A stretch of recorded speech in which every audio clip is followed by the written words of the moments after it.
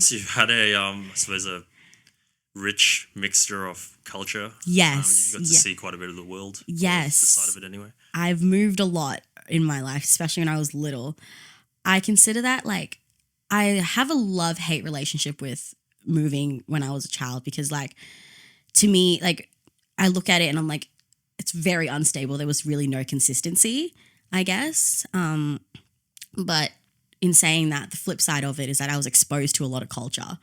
I was exposed to like I was exposed to like living in Australia and then like I really had like a big identity crisis with my own culture. So moving back to the Philippines for a couple of years really helped me solidify like and connect with like my family there that are still there and the culture I have there, like the cuisine, like the attitudes and like understanding like the real history of it all. Like, and then I grew up like since we moved so young when I was really, really young. My first language was English. So when I moved to the Philippines, out of me and my siblings, I was the only one to pick up my native language of Tagalog. It was really, I feel like learning that really connected me to like my roots because I was able to talk to people on a deeper level back home in the Philippines and like talking to them about the history and a lot of my cousins back home,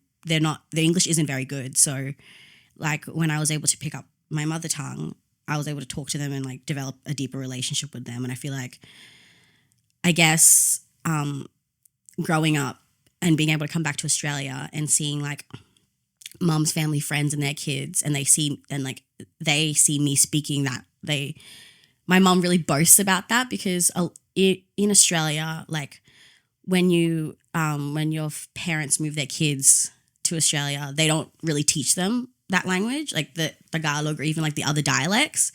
So like when mom takes me to like the social gatherings here in like Brizzy or even in Sydney and like they hear me speak it, they're like to my mom, oh, how does your daughter like speak Tagalog? It's like it's very uncommon for an immigrant child to speak that. And I was like, and she's really proud of me about that. And I really do say that with a proud chest because it's not very common that you see a Filipino child moving to Australia and remembering their mother tongue or even learning the language.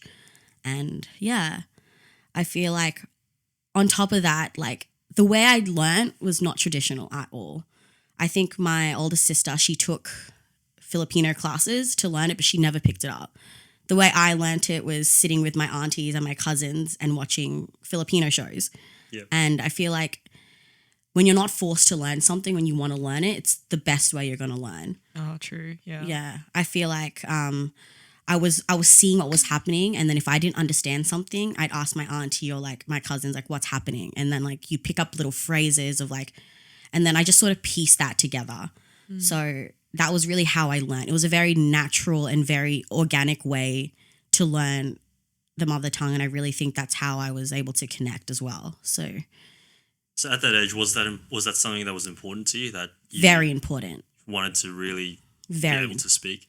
Yeah, because when I was living there, my I have like when I was in Sydney, my dad passed away at the age of when I was 5, and so mom had to move to obviously Vanuatu and like PNG and stuff like that to bring up us 3. And when I went home to the Philippines, I really connected with my dad's side and my dad's parents, and their English was not like they couldn't speak a word of English. And so that sort of gave me an identity crisis because at a young age, I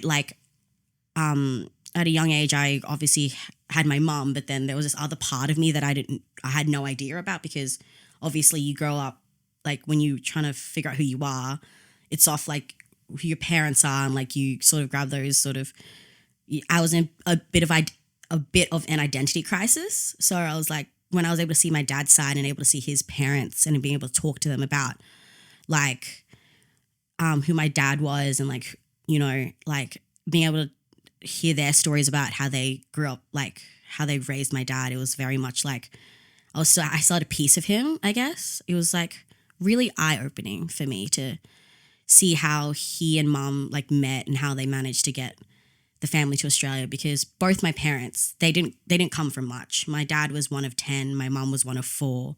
They both lived in the villages, and like they were the first generation to actually get into college or uni.